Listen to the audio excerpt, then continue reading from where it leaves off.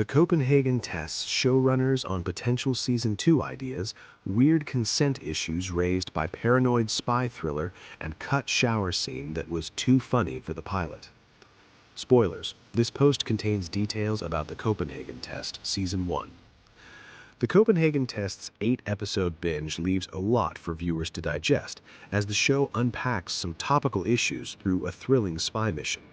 For creator Thomas Brandon, he told Deadline that writing the show's sci-fi mystery brought up some weird consent issues around its intelligence agent Alexander Hale, whose mind is hacked by a mysterious enemy using the intel to bring down his top-secret government agency, the orphanage.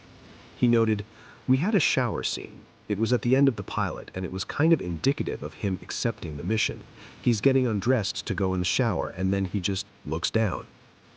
As the orphanage keeps the hack open, Alexander comes to accept that both the enemy and his own superiors have full surveillance of his life until he can help them find the source, going undercover with fellow agent Michelle as an unwitting couple. Brandon explained of the cutscene. "It was kind of a little too funny for the end of the pilot, but what it spoke to was this larger thematic element of your question, which is, here's a guy who is now in his effort to prove to his country, I can be trusted. They're like, great, give us your entire life. Be a double agent in your life. Sacrifice your family, your friends, your loved ones, your body, everything." And he's like, okay. And he's doing it to prove it. And the journey of the show is asking, should I be doing this? What is the line of how much you give to your country when you've lost a part of yourself? And that was one of the things that we were really looking at for the privacy aspect of it all.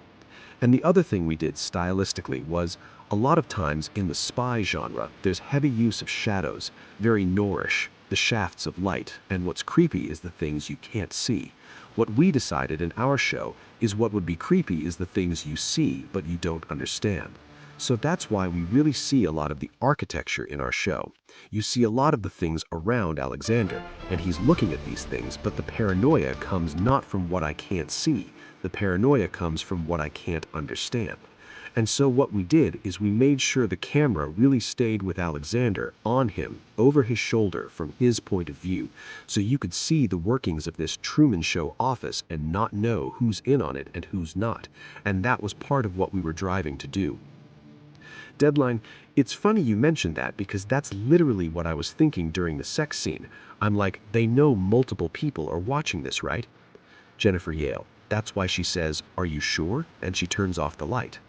Brandon, and those were some of the longest conversations we had in the writing room. It brings up some weird consent issues. When?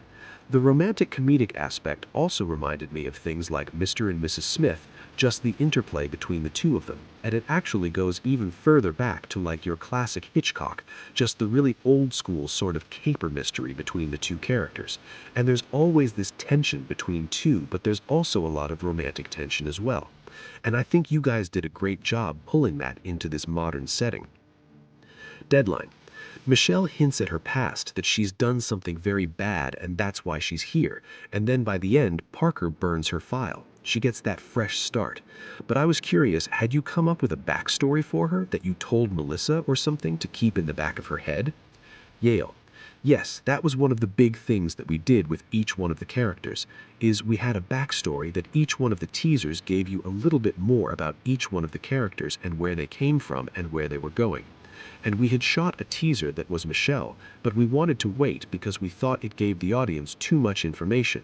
And we do want to keep where she went at the end of episode 8, and this idea that she wants to go home or have a life different outside of this world. Is that really where she went, or is she still undercover still? Is she still in the game? Brandon.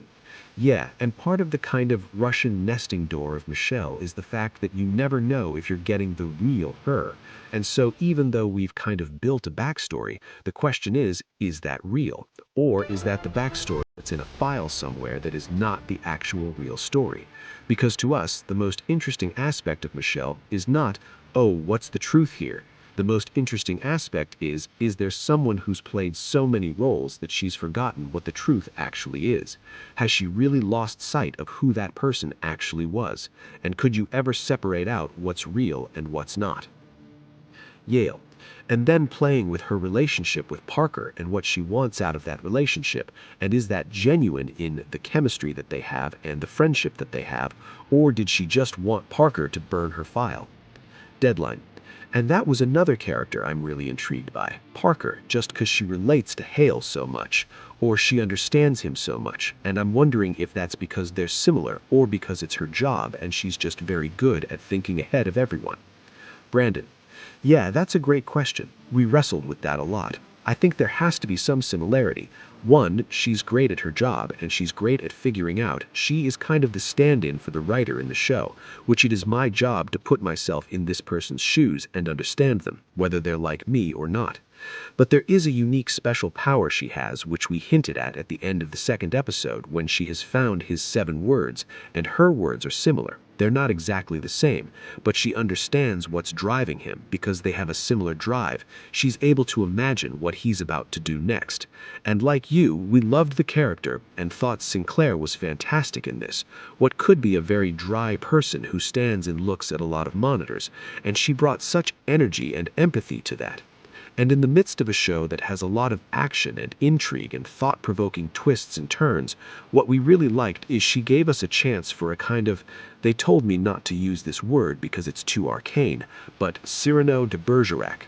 It is a very unrequited love, right? She's kind of slowly falling in love with her own creation. Through Michelle, she's romancing Alexander, and she has this parasocial relationship with him. Like all of us watching TV, we know that character infinitely, and that character does not know us. And then watching how the real life starts to fuse into her little hermetically sealed world she's in was fascinating. Deadline. Back to Michelle. I liked where that story went and how it teases the potential for a second season, so I am curious if there are plans for that, but I'm also curious because St. George's love story was so heartbreaking and beautiful, and all this backstory from how the orphanage started. I'm curious if you have thought about doing some kind of prequel series or something. Yale. Ooh, Peacock. Brandon. Yes, there's been a thought there, but it's just thoughts. But yeah, it was always designed as an ongoing series, so there's plans and ideas and hopes for what a second season could be. Read our interview with the Copenhagen Test's creator Thomas Brandon, his co-showrunner Jennifer Yale, and executive producer James Wan, below.